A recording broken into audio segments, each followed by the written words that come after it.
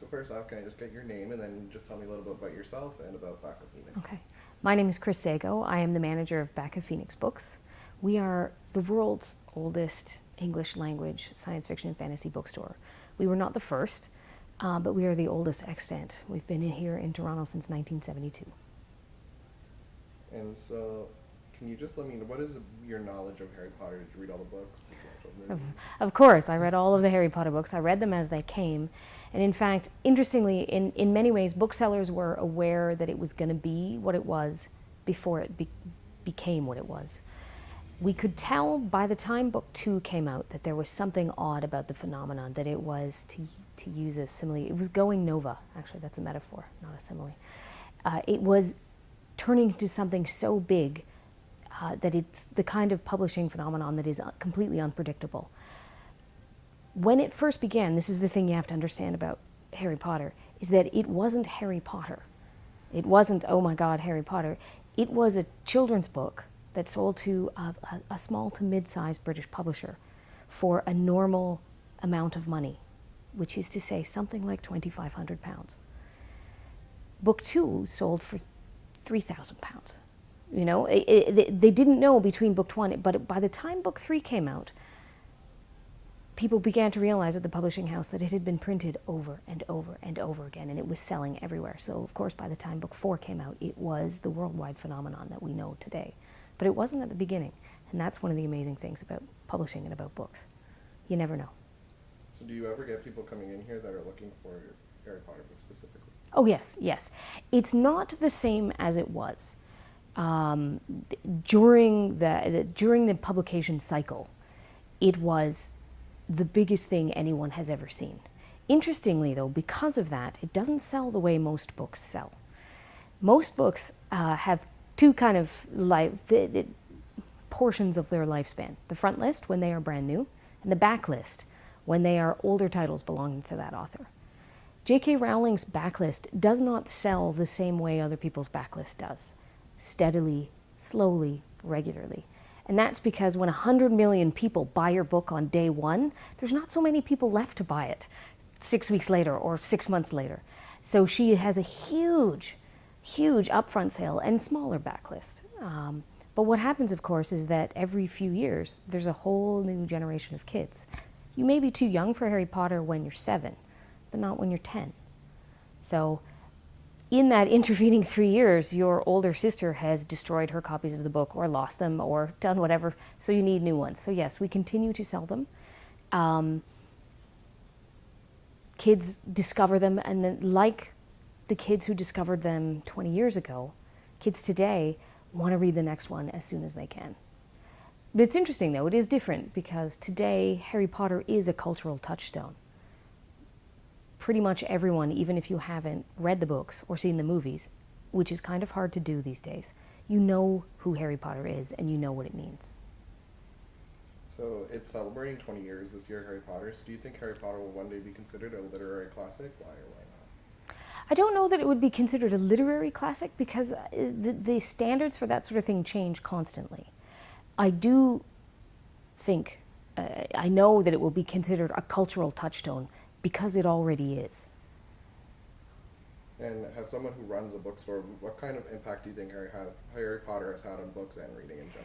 Oh, this is one of the great things. One of our, we love to say this about Harry Potter, is that it wasn't, Harry Potter had huge spin-off effects, not just for the Harry Potter books themselves, but for all kinds of other young adult books. Because of Harry Potter, millions upon literally hundreds of millions of people read all of those books. And then they turned around and said, that was great, what's next?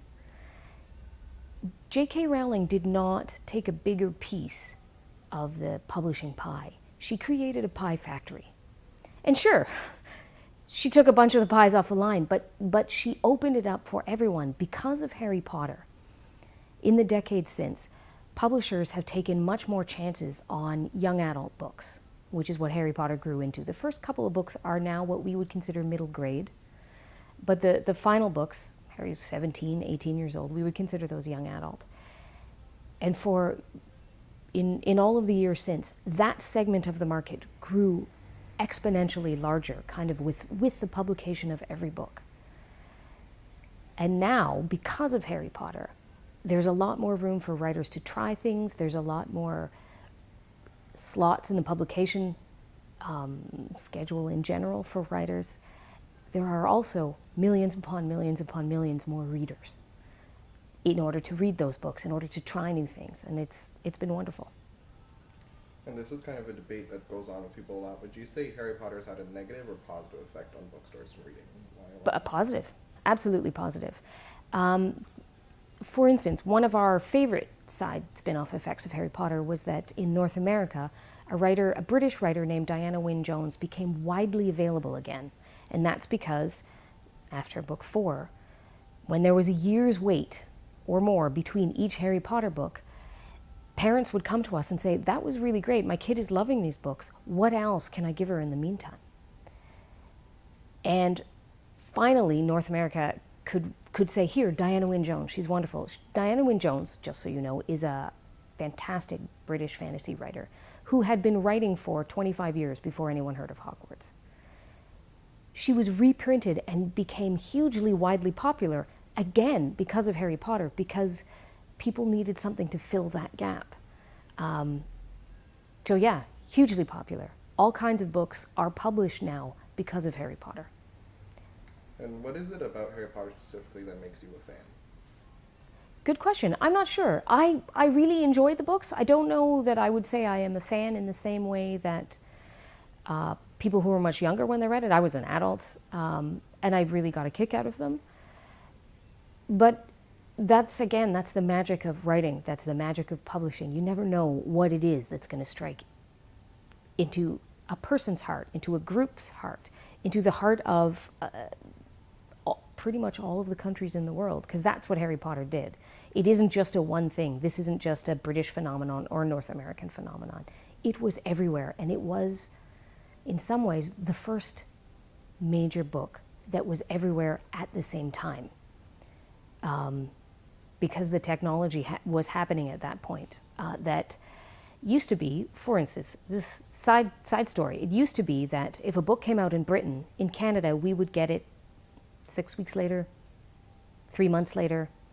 The US would probably get it after that. Because of Harry Potter, the books came out on the same day, because publishers realized, wow, if we wait 3 months, everyone will order it from Amazon UK and we'll lose all the money. She changed the way publishing works. Not on purpose, that was a byproduct.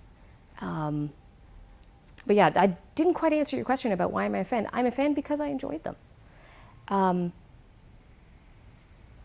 Really, what more reason do you need? And so you kind of talked about how it's become a phenomenon across the globe, unlike a lot of other books, like come to my head, like Twilight, Hunger Games. Those ones were kind of phenomenon for the few years they were out, and then now no one really talks about them anymore. But Harry Potter, it's been so many years since the last movie and book came out, but everyone still talks about it. Well, but when you think about it, though, it hasn't been that many years. It's because she continues to go on, right? We have the Fantastic Beasts and Where to Find Them. There was a play. The other thing, too, is while Hunger Games and Twilight were both very big, and they were very, very big, they were not Harry Potter big. There isn't a school, pretty much, in North America that you can't go into and say, which Hogwarts house would you be in, and not have some kids answer you.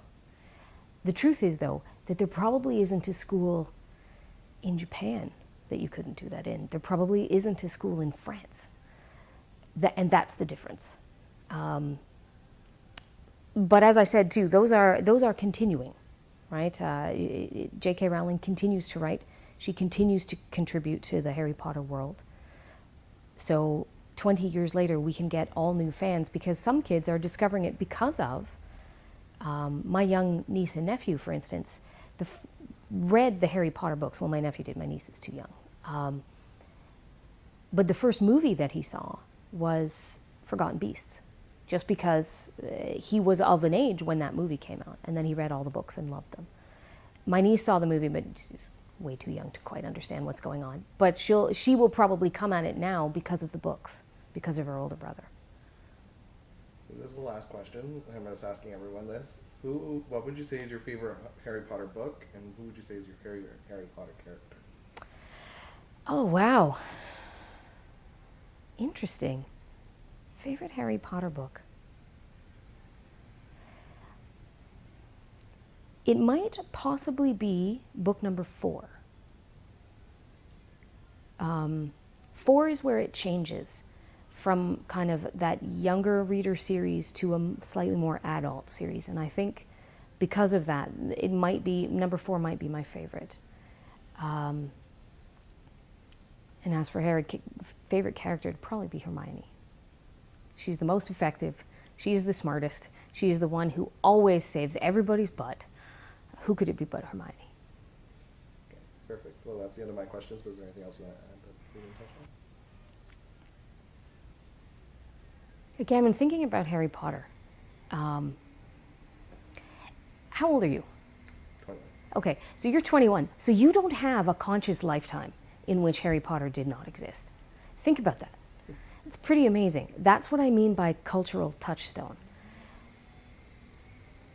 In the same way that when I grew up, I'm trying to think, the Beatles. It was Beatles big, right? It was, and because the world is more connected now, it was bigger than Beatles big. Because it also landed at a time when online communities were being created. So for the first time, and this is part of the reason for its worldwide spread, for the first time, fans from Newmarket could talk to fans from Osaka about the same things that they loved, and everybody could be part of the same community. That was what Harry Potter had to offer, and that was one of the things that